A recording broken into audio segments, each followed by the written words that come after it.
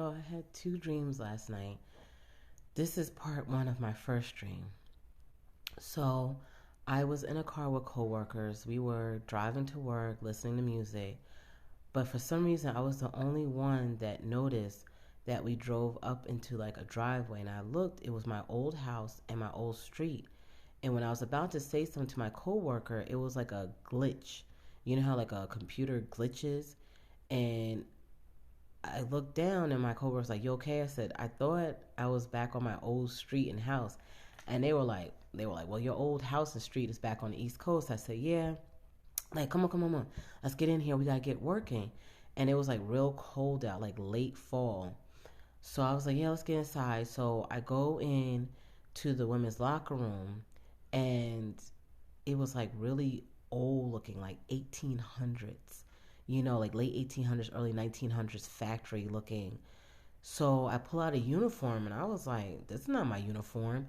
It looked like something really tattered, like, someone like a poorer person from that era, from like the 1800s would wear, but it was like all patched, pale yellow, pale red, different colors. It had stars, crescent moon on it.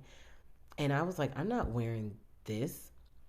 So I marched out of the locker room and I looked and I said, what is the whole like lobby area had changed. It looked like a late 1800s, 1900s factory. So I saw signs that said, get ready, get out. And I kept trying to talk to my coworkers about it. But they were like ignoring me. They didn't want to hear what I had to say. It was like they were fearful. So one of my supervisors, he marched out and he brought me into the office to talk to the higher up person. They were like trying to make me feel bad. They were like, we noticed that you're not, putting on your uniform, that you're talking about people, that you're trying to start rumors and lies. I said, no, I just want to know what these posters are over the wall that say, get ready, get out. And the guy was like, oh, this is something old. And in that moment, they became yellow and like crinkled, like they had been up there for a while. So I said, this is not making sense. And he was like, why do you do this, Sylvia? Why are you always trying to spread rumors and lies? I said, always. And I felt like I was being attacked and like I had no one there. So I started crying.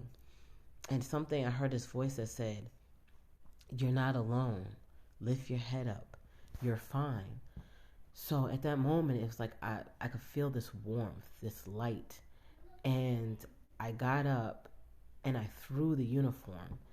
And I said, no more. I said, I'm not doing this no more. And I ran out the factory. And when I ran out the factory, everything around me was like late 1800s, 1900s style, looking like cobblestone roads and stuff like that. And I could see graffiti and I could see like posters on buildings, but they looked old, like they had been there for a while. And it was like, get ready, get out, get ready, get out. And I could see the factory's name. It was two like main factories. One said O'Brady Meat, and another one said like Malskowitz canned meats, and the people going in there seemed like their souls had been just taken from them. And I looked at another building because I heard clinking and chiming and like people laughing and eating, and I could smell food, but it didn't smell right. And when I looked in to the building, this lady she kind of reminded me of the lady from the Hunger Games. She had on this big, like, blood red gown, and she was just laying there. And I could see these higher up people in our society, like government officials and business owners and people like that, just laughing and eating and these big slabs of meat. And I could see into the factories, like big slabs of meat hanging, but they looked weird. And people were eating, like you could see like the red stuff dripping down their mouths, and they were just drinking so much wine, and the wine was pouring down their mouths, like they just didn't care, like they had abundance.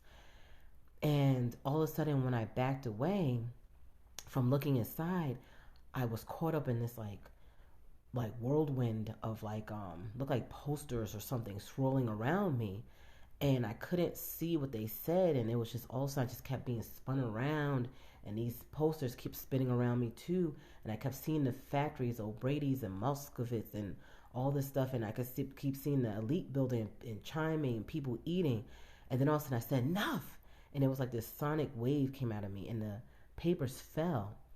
And when the papers fell, I didn't look at them right away. I looked and I said, "Where's the children?" I said, "Where's the children?" And I looked down at the ground and I saw, all I saw was massive amounts of missing children.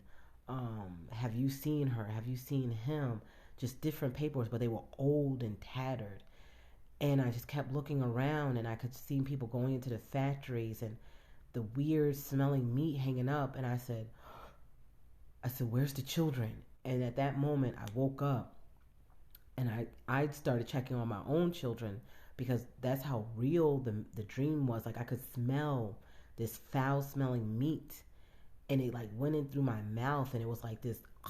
And I was like, how are people eating this? And they were just eating it, ripping at it. And like it just, yeah, it was, I don't know. It was something very odd, very mysterious.